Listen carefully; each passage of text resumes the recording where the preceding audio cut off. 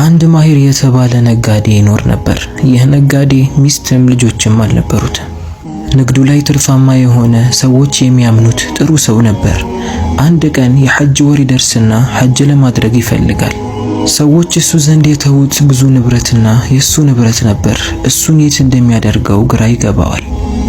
በቤቱ አቅራቢያም ቆፍሮ ሊቀብረው አሰበ። ነገር ግን ምናልባት ከሐጅ ሳልመለስም ልሞት እችላለሁ፣ ያኔ ሰዎች ንብረታቸውን አያገኙትም። ይህ ንብረት እዚህ እንደሆነ ማንም ሳያውቅ ሊበሰብስ ይችላል ብሎ አሰበ። ንብረቱንም ከአፈር ስር ማድረጉ ጥቅም እንደሌለው ገባው። አንድ ሰው ጋርም እንደ አማና ትቶት ሊሄድ ፈለገ። ነገር ግን ማን ጋር እንደሚተወው ማሰብ ጀመረ። ትንሽ ካሰበ በኋላም በመንደራቸው ወደሚገኝ ዳኛ ጋር ሄዶ እሱ ጋር ሊያስቀምጠው አሰበ። እሱ ጋር ያለው የሰው ንብረቶችንም የሱንም ንብረት በአንድ ሊያስቀምጠው ፈለገ። እሱ የሚያውቀው አንድ ጎበዝ ሸማኔ ነበር። ንብረቱን የሚያስቀምጥበትን ጠንካራ ከቆዳ የተሰራ ማስቀመጫን እንዲሰራለት ጠየቀው። ያ ጎበዝ ሰፊም እሺ ለነገ ይዤልህ እመጣለሁ አለው። በቀጣዩ ቀንም ከቆዳ የተሰራ ጥሩና አስተማማኝ የሆነን ጆንያ ሰርቶ ሰጠው። ማሂርም ንብረቱን ሙሉ በዛ ጆንያ ላይ ያስቀምጠው ጀመር። ጫፉንም በደንብ አድርጎ አጣበቀው። ከዛም በቀጣዩ ቀን ዳኛው ዘንድ ሄደ። እኔ ለሐጅ ጉዞ ላደርግ ነው፣ ከዛ እስክመለስ ድረስ ያለኝ ንብረት አንተ ጋር እንደ አማና ላስቀምጠው ፈልጌን የመጣሁት አለው። ዳኛውም አብሽር፣ አንተ እስክትመለስ ድረስ ንብረትህ እኔ ዘንድ ሚጠበቅልህ ይሆናል። ማሂርም ንብረቱን ያስቀመጠበትን ጆንያ ሊያመጣው ወደ ቤቱ ሄደ። ጆንያውንም ይዞት መጣና ዳኛው ፊት አስቀመጠው። ይህንን ንብረት ነው አንተ ዘንድ እንደ አማና ማስቀምጥልህ፣ እስክመለስ ድረስ በአላህ ፍቃድ እንደምትጠብቅልኝ ተስፋ አደርጋለሁ አለው። ዳኛውም ችግር የለው ንብረትህ የተጠበቀ ይሆናል አለው። ማሂርም ንብረቱን ሙሉ ካስረከበ በኋላ ወደ ሐጅ ጉዞ ከሚያደርጉ ቅፍለቶች ጋር ጉዞውን ጀመረ። በመንደሩ ያሉ ሰዎችንና ጓደኞቹን ተሰናብቶ ጉዞውን ጀመረ።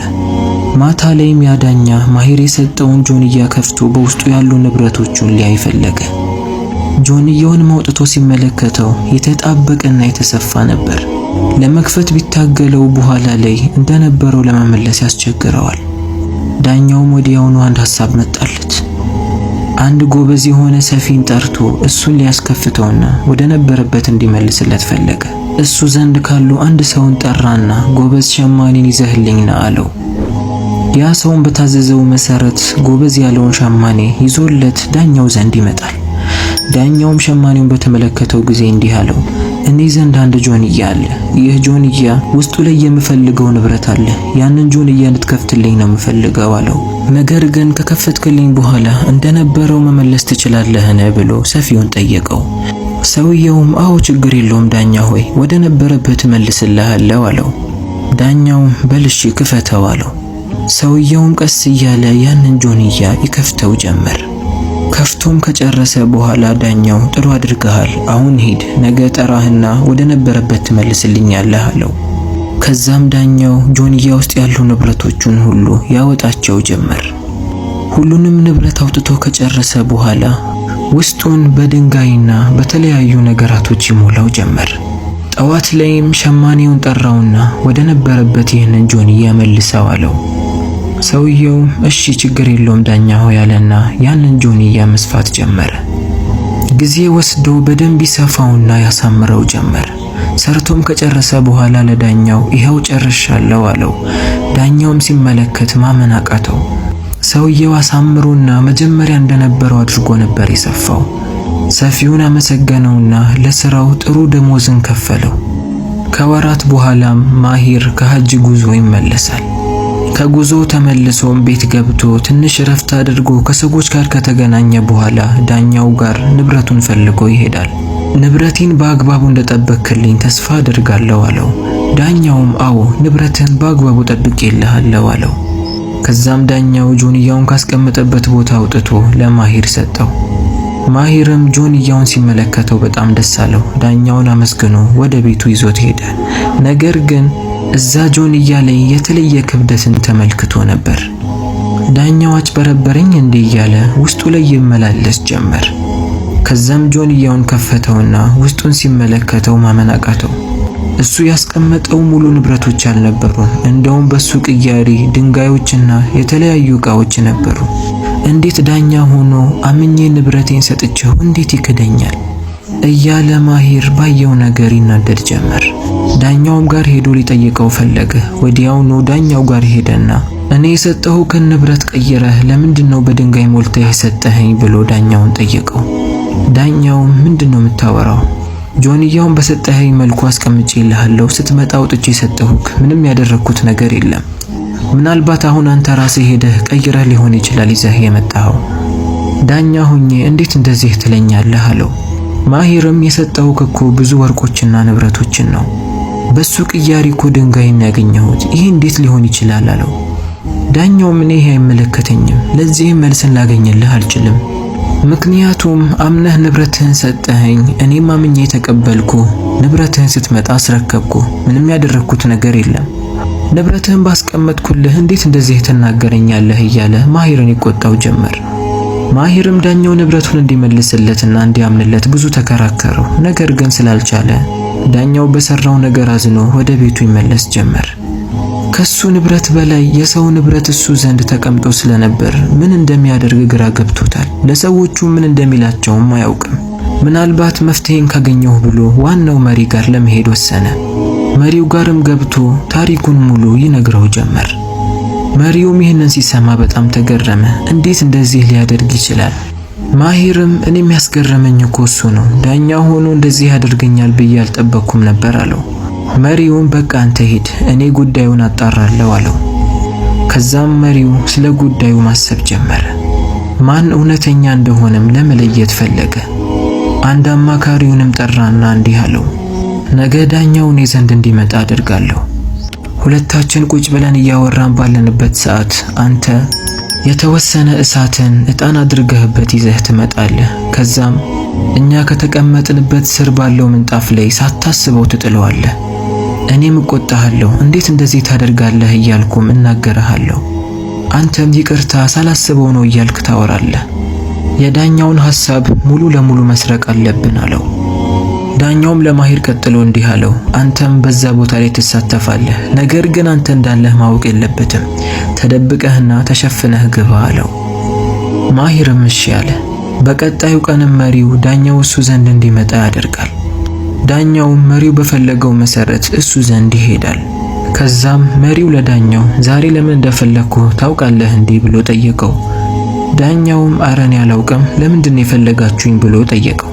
ዳኛውም ኢንሻአላህ አሁን ታውቀዋለህ አለና ያንን አማካሪ ጠርቶ እባክህ ክፍሉን ትንሽ አጫጭስልን፣ ጥሩ ጠረን ይሽተተን አለው። ከዛም አማካሪው በተነገረው መሰረት ጥሩ ጠረን ያለውን ዕጣን በእሳት ላይ አድርጎ ክፍሉን ያዟዙረው ጀመር።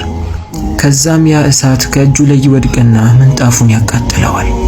መሪውም ይህንን ሲመለከት ቀስ እያልክ አትሰራም እንዴ? ይሄ እኮ ውድ ምንጣፍ ነው፣ እንዴት እንደዚህ ታደርጋለህ እያለ ይቆጣው ጀመር። አማካሪውም ዳኛ ሆይ ይቅርታ አድርጉልኝ እባካችሁ ሳላውቅ ነው እያለ ይማጸን ጀመር። ወዲያውኑ መሪው ወደ ዳኛው ዞረና ወዳጄ ሆይ ይህ ምንጣፍ በጣም ውድና የምወደው ነው፣ አስተካክሎ የሚሰፋልኝን ሰው ታውቃለህ እንዴ ብሎ ጠየቀው። ዳኛው ምንም ሳያንገራግር አዎ አውቃለሁ፣ ጎበዝና አሳምሮ የሚሰፋን ሰፊ ያውቃለሁ፣ እሱን እጠራልሃለሁ ከፈለክ አለና አንድ አማካሪውን ጠራና ወደሱ ጋር ሄዶ ያንን ሰፊ ይዞለት እንዲመጣ አዘዘው።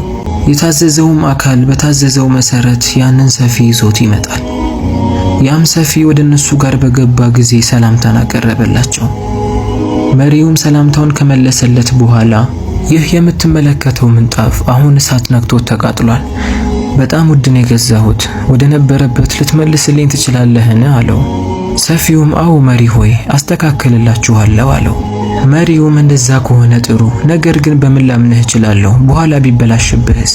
እንደዚህ አይነት ምንጣፍ እኮ ከዚህ በኋላ ላላገኝ እችላለሁ፣ በምን ልመንህ ብሎ ሰፊውን ጠየቀው። ሰፊውም ዘወር ሲል ዳኛውን ይመለከተዋል። ወደ ዳኛውም እየጠቆመ አለቃዬ ሆይ እኔ በዚህ ስራዬ ላይ ጎበዝ መሆኔን ይህ ዳኛም ይመሰክራል አለው። መሪውም ዳኛው አንተ ጎበዝ እንደሆንክ በምን ሊያውቅ ቻለ አለው። ሰፊውም ሰሞኑ ከሳምንታት በፊት በጥንቃቄ የተሰፋን ጆንያ እንድከፍትለትና ወደ ነበረበት እንድመልስለት ጠይቆኝ ነበር። በፈለገው መልኩም ሰርቼለት ደስ ብሎት አመስግኖኛል። እንደውም ብዙ ገንዘብን ነው የሰጠኝ አለው። መሪውም ወዲያውኑ ማሂርን ጠራው። ማሂርም ከተቀመጠበት ቦታ ተነስቶ ያንን ጆንያ ይዞ ወደ መሪው ጋር መጣ። ዳኛው ማሂርን ሲመለከት በጣም ደነገጠ። መሪውም ለተጠራው ሰፊ እንዲህ አለው፣ ሰሞኑ ለዳኛው የሰፋህለት ጆንያ ይህ ነጋዴ የያዘው ነው እንዴ ብሎ ጠየቀው። ሰፊውም አዎ በሚገባ ይህንን የሰፋሁለት ብሎ መለሰ። መጥፎ ዳኛ በዚህ ሰዓት ሊክድ ፈለገ። ለምን ትዋሻለህ? እውነቱን ተናገር አለው። ሰፊውም እኔ ምን አስዋሸኝ? ሰሞኑ እኮ መጥቼ የሰፋሁልክ ጆንያ ይህ ነው፣ በሚገባ አውቀዋለሁ አለ። ዳኛው ግን በቁጣና በንዴት የሰጠሁክን ጆንያ ማውቀው እኔ ነኝ፣ እንዴት ከኔ በላይ ልታውቅና ልትሞግት ትችላለህ? እያለ ይሰድበው ጀመር። መሪውም በቃ አንተ ውሸታም፣ ከዚህ በላይ ሰፊውን እንዳትሰድበው፣ ከዚህ በላይ እኮ ትልቅ ማስረጃ ሊመጣልን አይችልም። የዚህን ምስኪን ነጋዴ ንብረት ሙሉ ለሙሉ የዘረፍከው አንተን፣ እውነቱን አምነህ ከመቀበል ውጪ ምንም ምርጫ የለህም አለው። መጥፎውም ዳኛ በዚህ ሰዓት አንገቱን ከማቀርቀር ውጪ ምንም አማራጭ አልነበረው። የሰራውንም ድርጊት አምኖ ተቀበለ። መሪውም ይህ መጥፎ ዳኛ ሊሆን አይችልም፣ በሰዎች መካከል ከዚህ በኋላ መፍረድ አይችልም፣ ያለበትን ስልጣን እንዲለቅና እንዲታሰር አዛለው አለ። ለማሂርም ንብረቱ ሙሉ ለሙሉ እንዲመለስለትም አደረገ። በስተመጨረሻም ማሂር ሙሉ ንብረቱን በማስመለሱ በጣም ደስ አለው። ሱብሃንአላህ፣ እሱ የሄደው የአላህን ቤት ለመዘየር ነበር። አላህ ግን ንብረቱን አላስበላውም። ንብረቱ በሚገባ ተጠብቆ እንደውም ሰዎችን የሚበድል የነበረው ዳኛ ተጋልጦ እውነቱ ወጥቶበት እንዲወርድ አደረገ። መቼም ቢሆን በውስጡ መጥፎ ነገርን ይዞ በውጪው ጥሩ ነገርን ኸይርን ነገር የሚያሳይ ሰው መጨረሻው አያምርም። አላህ የሆነ ጊዜ ያጋልጠዋል። ስለዚህ ሁላችንም ውጪያችንንም ውስጣችንን ልናሳምር ይገባል። ነገር ግን መጀመሪያ የውስጣችን መቅደም አለበት። እስኪ እኔም በዚሁ አጋጣሚ አንድ አሪፍ የሆነ ታሪክ ልንገራችሁ። የዶክተሩ ስህተትና የአላህ ታምር ይላል። በአንድ ወቅት አንድ ታዋቂ ቀዶ ጥገና ሐኪም ለስራ ጉዳይ ወደ ሌላ ከተማ ለመሄድ በአውሮፕላን ጉዞ ላይ ነበር። ሆኖም ግን አውሮፕላኑ በአየር ሁኔታ መበላሸት ምክንያት ባልታሰበ ቦታ ለማረፍ ተገደደ። ዶክተሩ በጣም ቸኮሎ ስለነበር አውሮፕላኑ ተስተካክሎ እስኪነሳ መጠበቅ አልፈለገም። ስለዚህ አንድ መኪና ተከራይቶ ጉዞውን ቀጠለ። ጉዞው ላይ ያለ ግን ከባድ ዝናብና ነጎድጓድ መጣ። መንገዱም ጨለመ። ዶክተሩም መንገዱን ጠፋው። ረጅም ሰዓት ከበረረ በኋላ ድካም ስለተሰማውና ዝናቡም ስላልቀዘቀዘ በአቅራቢያው ወደምትገኝ አንዲት ትንሽ ቤት ጠጋ ብሎ በሩን አንኳኳ። አንዲት አሮጊት ሴት በሩን ከፈቱለትና ወደ ውስጥ አስገቡት። ዶክተሩ ገብቶ ሲያርፍ አሮጊቷ ሴት በአንድ ጥግ ላይ ቁጭ ብለው አላህን ሱብሃነሁ ወተዓላ በዱዓ ሲለምኑ ተመለከተ። ከጎናቸው ደግሞ አንድ ትንሽ ሕፃን በጭንቅ ተኝቶ ያቃስታል። ሴትየዋ ዱዓቸውን ሲጨርሱ ዶክተሩ እንዲህ ሲል ጠየቃቸው፣ እናት ሆይ እርስዎ በጣም ደግ ሰው ኖት። አላህ ዱዓውን እንደሚቀበሉት ተስፋ አደርጋለሁ። ግን በዚህ ሕፃን ላይ ምን ደረሰበት? ለምንስ ነው አጥብቀው የሚለምኑት? አሮጊቷም በእንባ ታጅበው እንዲህ አሉ፣ ልጄ ሆይ ይህ ሕፃን የልጄ ልጅ ነው። ወላጆቹም በሞት አጥቷል። አሁን ደግሞ በጣም ከባድ ህመም ይዞታል። በአካባቢያችን ያሉ ሐኪሞች ሊያክሙት አልቻሉም።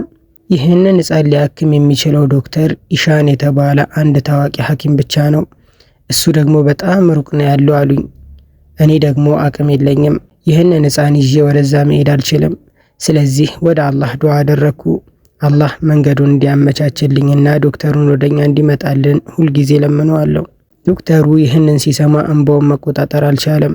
ድምፁ እየተንቀጠቀጠ እንዲህ አላቸው፣ እናት ሆይ አላህ ዱዓውን ሰምቷል። የእርሶ ዱዓ ነው አውሮፕላኑን ያስቆመው፣ ነጎድጓዱን ያመጣው፣ እኔንም መንገዴን አሳስቶ እዚህ ቤት ያደረሰኝ እኔው ራሴ ዶክተር ኢሻን ነኝ አላቸው። ዶክተሩም ሕፃኑን በነጻ አክሞት ከሞት ተረፈ። ከታሪኩ የምንማረው ቁም ነገር የዱዓ ኃይል። በአላህ ላይ ተስፋ ሳንቆርጥ በኢኽላስ በቅንነት ስንለምነው አላህ ነገሮችን እኛ በማናውቀው መንገድ ያመቻቻል። ሁለተኛ ተስፋ ለመቁረጥ። ሁኔታዎች ሁሉ ዝግ የሆኑ ቢመስሉም የመክፈቻው ቁልፍ ያለው በአላህ እጅ ነው። ሶስተኛ የአላህ እቅድ። እኛ በአውሮፕላን መዘግየት ወይም በመንገድ መጥፋት ልንናደድ እንችላለን። ነገር ግን አላህ በእነዚያ መጥፎ በሚመስሉ አጋጣሚዎች ውስጥ ትልቅ ኸይር ወይም ጥሩ ነገር ደብቆ ሊሆን ይችላል። ሁልጊዜም ማስታወስ፣ አንተ መሄድ ካልቻልክ አላህ ያንተን ፍላጎት ወደ አንተ እንዲመጣ የማድረግ ኃይል አለው። ብቻ በአላህ ላይ ተስፋ አትቁረጥ። እዚህ ቻናላችን ላይ የምንለቃቸው ቪዲዮዎች ከተመቻችሁ የቴሌግራም ኮሚኒቲ አለን። እዛ ላይ የተለያዩ ቻሌንጆችን እዚህ ላይ የማይለቀቁ ቪዲዮዎችን እንለቅበታለን። እንዲሁም ደግሞ አዲስ ቻናል ከፍተናል። ሁለተኛውን ቻናልም ሰብስክራይብ በማድረግ እዛ ላይ የሚለቀቁ ቪዲዮዎችንም መከታተል ትችላላችሁ። የሁለቱንም ሊንክ ኮመንት ላይ ያስቀምጥላችኋለሁ። በተረፈ ለቻናላችን አዲስ የሆናችሁ ሰዎች ሰብስክራይብ በማድረግ ቤተሰብ ሆኑ።